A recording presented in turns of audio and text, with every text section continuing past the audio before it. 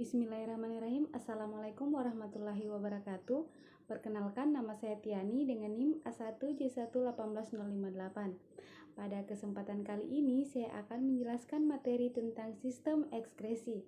Adapun tujuan pembuatan video pada kali ini yaitu untuk memenuhi tugas praktikum ke-13 anatomi dan fisiologi manusia.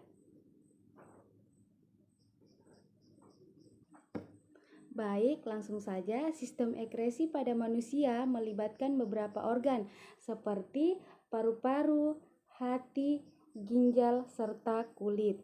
Kemudian, mengenal sistem ekskresi pada manusia, tubuh kita memiliki organ penting, ada hati, paru-paru, ginjal, serta kulit.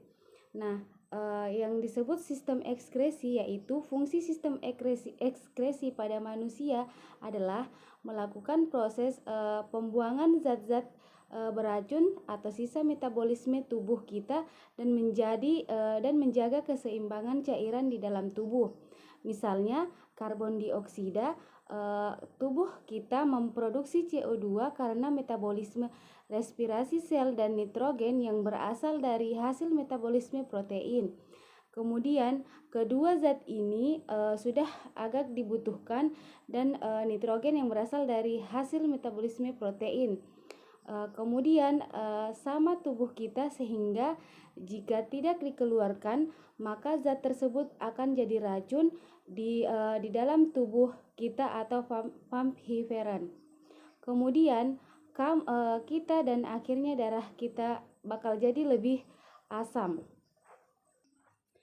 Sebelum zat-zat semacam karbon dioksida ini numpuk dan jadi racun di dalam tubuh kita, paru-paru sebagai organ ekskresi mengeluarkan zat beracun tersebut. Bentuknya bisa berupa gas atau cairan hasil sampah metabolisme tubuh.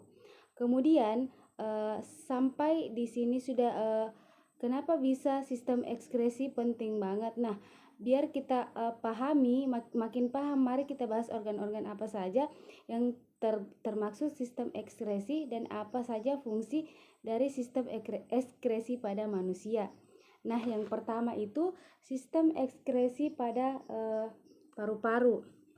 Nah, seperti yang sudah dibahas di atas, paru-paru merupakan bagian dari sistem ekskresi manusia. Nah, paru-paru mengeluarkan karbon dioksida dan uap air saat kamu bernapas melalui hidung atau mulut. Nah, ketika menghirup udara, paru-paru kamu akan memasukkan oksigen, kemudian ketika mengeluarkan karbon dioksida beserta uap air.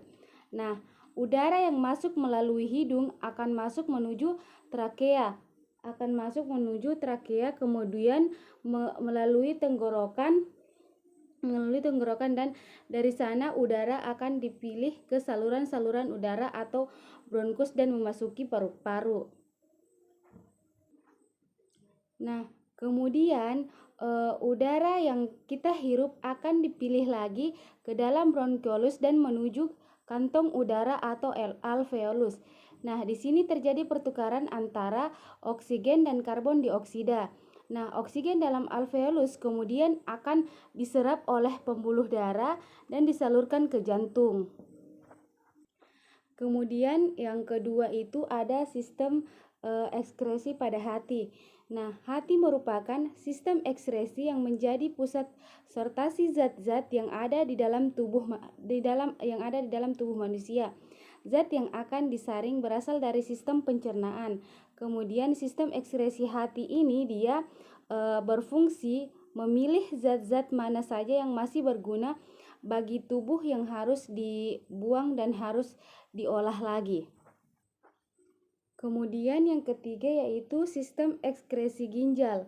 Nah, sistem ekskresi yang satu ini terletak di belakang rongga perut, tepatnya di kanan dan kiri tulang belakang. Nah, letak ginjal kanan lebih rendah dari ginjal kiri karena memberi ruang untuk hati. Nah, bentuk ginjal sekilas mirip kacang merah, tetapi dengan ukuran yang jauh lebih besar. Nah, ukurannya hampir sama dengan kepala tangan kamu atau tangan kita. Nah, kemudian ginjal juga ini berfungsi menyaring zat-zat sisa metabolisme dalam cairan bernama urin. Nah, urin kemudian akan disalurkan melalui ureter ke kandung kemih dan akan dikeluarkan melalui uretra. Selanjutnya yang keempat yaitu sistem ekskresi pada kulit. Selain melalui ginjal, sampah metabolisme juga dikeluarkan melalui kulit. Nah, kulit ini berfungsi sebagai sistem ekskresi karena mampu mengeluarkan cairan berupa keringat.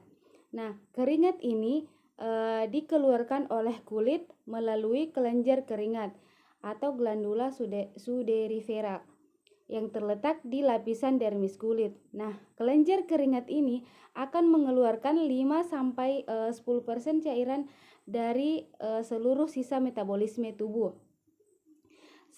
Serabut saraf yang ada pada pangkal kelenjar keringat berfungsi untuk merangsang keringat menyerap air H2O mineral, Na tambah Cl, dan produk buangan metabolisme seperti asam amino, urea, dan asam laktat dari kapiler darah.